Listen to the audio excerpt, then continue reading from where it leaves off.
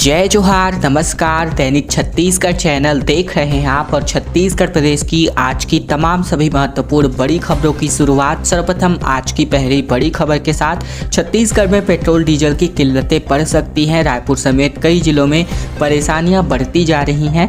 दरअसल जिले के अधिकांश पंपों में डिमांड के अनुसार पेट्रोल डीजल की आपूर्ति नहीं होने की वजह से पेट्रोल और डीजल की किल्लतें शुरू हो चुकी हैं। एडवांस में राशि जमा करने के बाद भी समय पर पेट्रोल और डीजल का टैंकर नहीं पहुंच पा रहा है और ऐसे में डिमांड के अनुसार सप्लाई नहीं होने की वजह से डीलरों को लाखों रुपए का नुकसान हो रहा है। साथ ही उपभोक्ताओं को भी लगातार परेशानियों का सामना करना पड़ रहा है। उल्लेखनीय है कि धमतरी जिले में ही अगर बात करें तो तकरीबन 42 पेट्रोल पंप संचालित हैं और बताया गया है कि 1 जुलाई से लेकर 4 जुलाई तक HPCL के डिपो में सॉफ्टवेयर अपडेशन का काम चला, जिसके कारण इन दिनों सप्लाई बंद रही। लंबा समय बीतने के बाद भी अपडेशन का काम अब तक दुरुस्त नहीं हो पाया है। यही वजह है कि तकरीबन 40% पंपों में पेट्रोल और डीजल की किल्लतें बनी हुई है। आज जो है सार्वजनिक अवकाश की छुट्टी हो गई है, क्योंकि आज छत्तीसगढ़ का एक पावन पर्व हरेली है।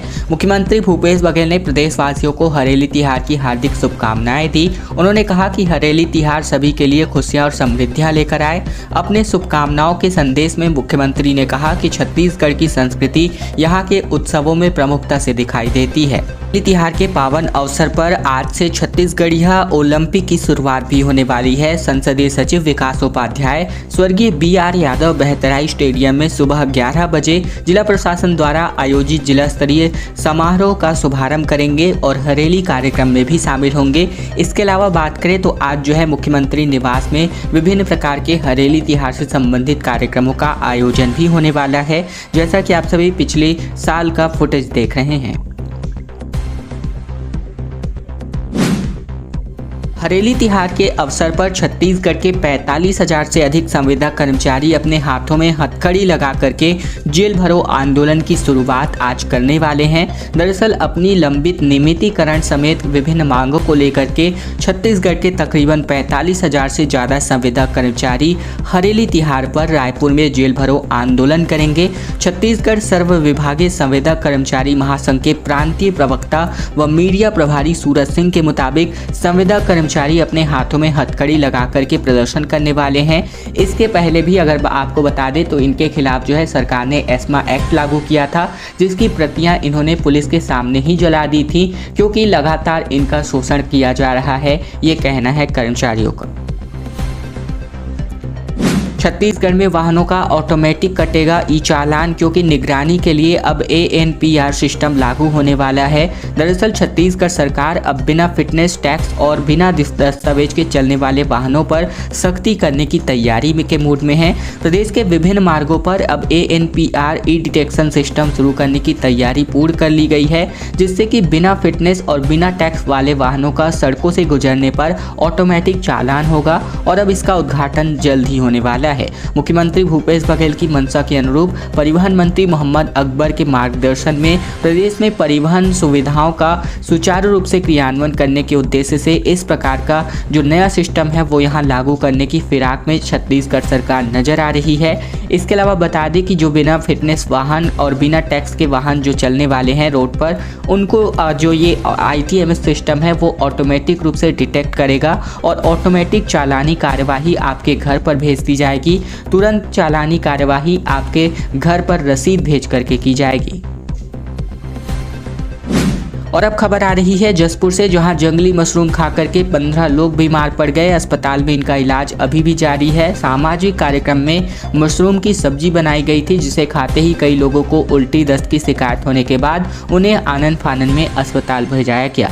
दरअसल एक सामाजिक कार्यक्रम में शामिल होने आए लोगों ने जंगली मशरूम की सब्जी खाई थी और एक एक करके लोगों के हालात बिगड़ने लगे। इसके बाद से इनमें से 2 महिलाओं के हालात बेहद गंभीर हैं। मामला सन्ना थाना क्षेत्र का है और जानकारी के अनुसार जिले के सन्ना थाना क्षेत्र के ग्राम में चलने वाले 10 कर्म कार्यक्रम हो रहा था, जिसकी वजह से शामिल होने के लिए लोग यहां पहुंचे हुए थे और यहां जंगली मशरूम की सब्जी बनाई गई थी, जिसे खाने के बाद तकरीबन 15 लोग बीमार पड़ गए। सभी को चक्कर, उल्टी और दस्त होने लगा। इसके बाद सभी लोगों को सामुदायिक स्वास्थ्य केंद्र में भर्ती कराया गया। मुख्यमंत्री भूपेश बघेल ने वन और जलवायु परिवर्तन विभाग के कामकाज की समीक्षा की है और इसके अंतर्गत तेंदुपत्ता प्रोत्साहन पारिश्रमिक और संयुक्त वन प्रबंधक समितियों को तकरीबन लाभांश के रूप में 466 करोड़ रुपए की भुगतान होने वाली है। दरअसल मुख्यमंत्री भूपेश बघेल ने बीती शाम को राजधानी स्थित अपने निवास कार्यालय में वन एवं जलवायु परिवर्तन विभाग के कामकाज की गहन समीक्षा की। उन्होंने इस दौरान विभागीय अधिकारियों की छत्तीसगढ़ में वनों के संरक्षण और संवर्धन सहित वनवासियों के उत्थान के लिए समन्वित होकर कार्य करने के लिए विशेष रूप से जोर दिया। इस अवसर पर वन एवं जलवायु परिवर्तन मोहम्मद अकबर भी उपस्थित रहे। बैठक में बताया गया कि राज्य में 9 अगस्त को विश्व आदिवासी दिवस के अवसर पर वृहद स्तरीय कार्यक्रम में तेंदुपत्ता प्रोत्साहन पारिश्रमिक और संयुक्त वन प्रबंधन समितियों के लाभांश का वितरण किया जाने वाला है।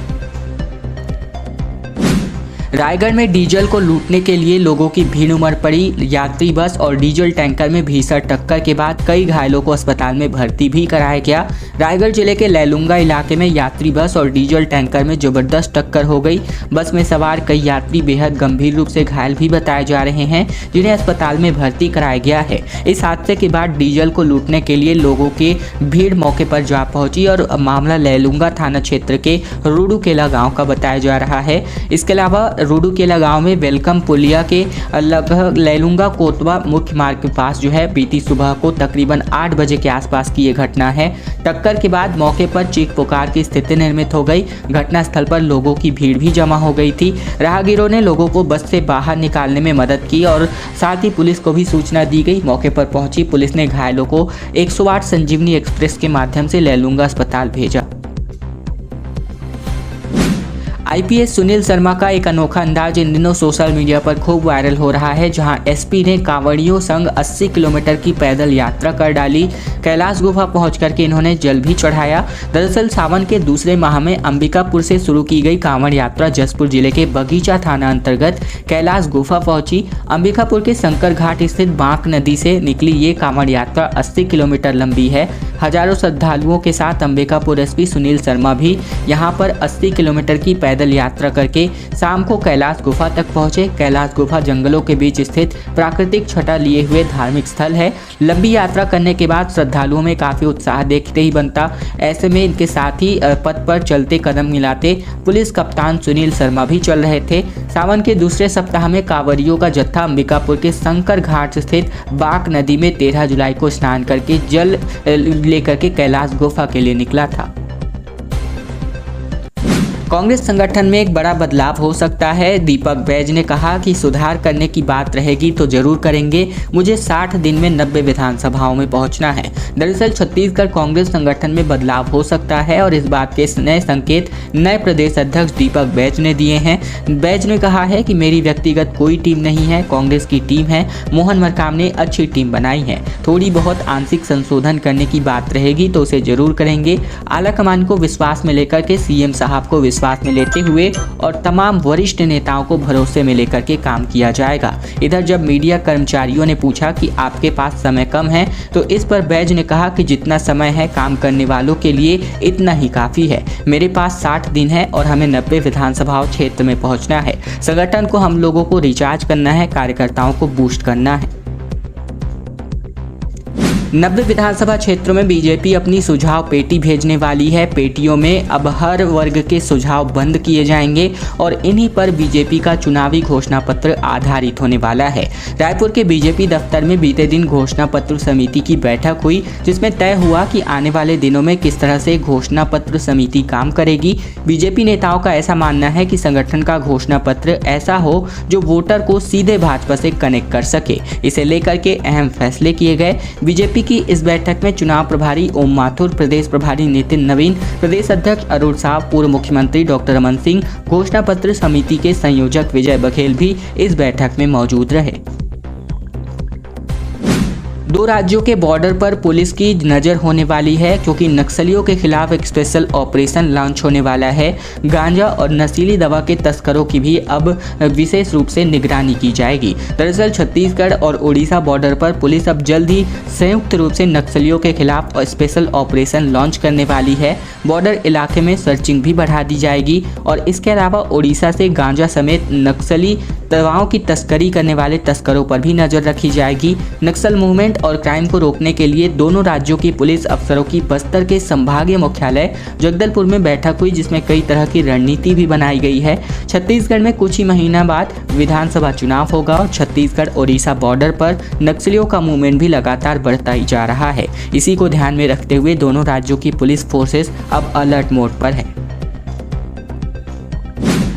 और अब खबर आ रही है जहां पर प्रशासन ने कई सालों तक इनको जो है नज़रअंदाज किया, जिसकी वजह से मजबूर होकर के ग्रामीणों ने खुद का ही पुल खड़ा कर दिया। दरअसल मामला कोंडागांव का है, जहां पर जब शासन प्रशासन ने वर्षों बाद भी ग्रामीणों व ग्राम पंचायत प्रतिनिधियों की बात नहीं सुनी तो नाराज होकर के आदिवासी भाइयों ने जो है आदिवासी ग्रामीणों ने अपनी सुविधा के लिए जैसे तैसे करके श्रमदान करते हुए लकड़ी का पुलिया ही बना डाला। हम बात कर रहे हैं कोंडागांव जिले के नारायणपुर विधानसभा अंतर्गत आने वाले ग्राम पंचायत चमई की, जहां पर 1.5 दशक पहले बन रहे चमई पुलिया का काम अचानक से रोक दिया गया और इसके बाद से इस पुलिया को अधूरा छोड़ दिया गया, जिसकी मरम्मत की मांग को लेकर के कई दफे ग्रामीण व पंचायत प्रतिनिधि के सामने गुहार लगाई गई, लेकिन कोई भी सुनवाई नहीं हो पाई।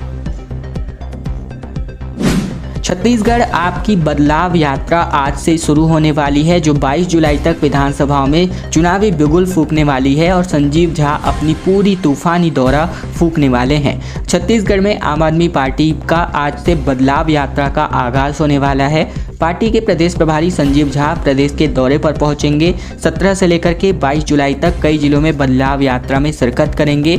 इसके अलावा बात करें तो आज से रायगढ़ के कुनकुरी में बदलाव यात्रा का आगाज होगा और इस दौरान कई वरिष्ठ पदाधिकारी और कार्यकर्ता मौजूद रहेंगे। आगामी विधानसभा चुनाव को लेकर आम आदमी पार्टी ने अपनी तैयारियां तेज कर दी हैं।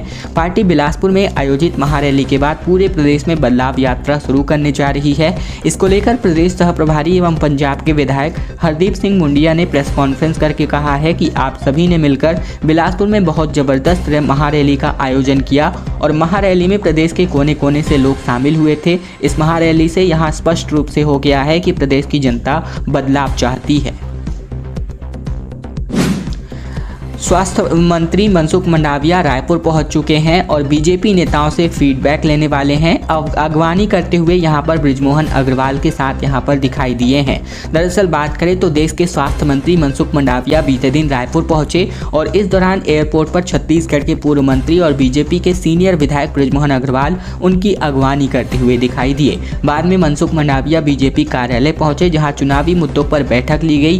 केंद्रीय मंत्री मंडाविया को हाल ही में बीजेपी छत्तीसगढ़ चुनाव का सह प्रभारी बनाया गया है। बताया जाता है कि अलग अलग स्तरों पर बैठक होगी, जो तैयारियां हुई हैं उन पर भी चर्चा होगी और नई जिम्मेदारियां मिलने के बाद मनसुख मंडाविया पहली बार रायपुर पहुंचे हैं। इसके बाद इसके पूर्व पीएम मोदी भी रायपुर आने के एक दिन पहले यहां पर मनसुख मंडाविया आए हुए थे। चर्चा है कि मंडाविया ने विधानसभा वार कुछ टास्क दिए गए हैं और बीजेपी के नेताओं को ग्राउंड रिपोर्ट देने को कहा गया है। उनसे मिलने में बैठक के बाद पांचों संभाग के प्रभारी, प्रदेश अध्यक्ष अरुण साव समेत दिग्गज नेता पहुंचे हुए थे।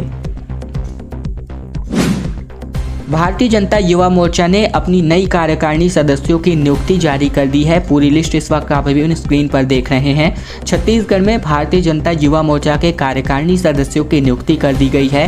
नई लिस्ट जारी करके पार्टी के अलग अलग पदों पर नियुक्ति दी गई है। भारतीय जनता पार्टी से जुड़े युवाओं की नई जिम्मेदारियां दी गई हैं।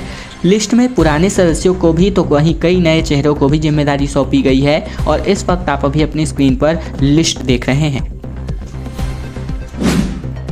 छत्तीसगढ़िया कलाकारों के संग मुख्यमंत्री ने सेल्फी ली, खुद फोन लेकर के अपनी फोटो खींची और इन्होंने कहा कि पूरब से पश्चिम तक जोड़ने का काम इनके द्वारा होता है। मुख्यमंत्री भूपेश बघेल बीते दिन छत्तीसगढ़ के कलाकारों के संग भेंट मुलाकात कार्यक्रम का आयोजन करते दिखाई दिए, जहां उन्होंने कार्यक्रम में पद्मश्री पुरस्कार विजेता, राज्य पुरस्कार विजेता, लोक कलाकार, टेक्नीशियन और निर्माता निर्देशकों से मुलाकात कर विभिन्न मुद्दों पर चर्चा की। इसके बाद भूपेश बघेल ने हरेली तिहार की बधाई देते हुए कहा कि आया हूं तो आप सबके साथ सेल्फी खिंचवाऊंगा। के साथ ही इन्होंने कई कलाकारों के साथ खुद ही मोबाइल लेकर के उनके मोबाइल पर सेल्फी खींचते हुए दिखाई दिए। मुख्यमंत्री के नाचा के पुरोधा हबीब तनवर, चंदनी के गोंदा के संस्थापक खुमान साहब को याद करते हुए उनके योगदान की इन्होंने सराहना की। उन्होंने कहा कि लोक कला के इन्होंने छत्तीसगढ़ को विशेष पहचान दिलाई और इस मौके पर पद्मश्री कलाकारों में पद्मश्री भारती बंधु, मदन चौहान, उषा बारले, इसके अलावा निर्माता निर्देशक मनोज वर्मा, सतीश जैन, रजनी रजक समेत प्रदेश भर के कलाकार उपस्थित थे। खैर दोस्तों, आज की खबरों का सिलसिला बस यही तक का था। अगर आपको यह वीडियो पसंद आए तो वीडियो को जरूर से लाइक कर लीजिएगा। चैनल पर नए हैं तो चैनल को जरूर से सब्सक्राइब कर लीजिएगा, ताकि प्रतिदिन की महत्वपूर्ण खबरें, छत्तीसगढ़ के समाचार रोजाना हम आप तक पहुंचा सकें।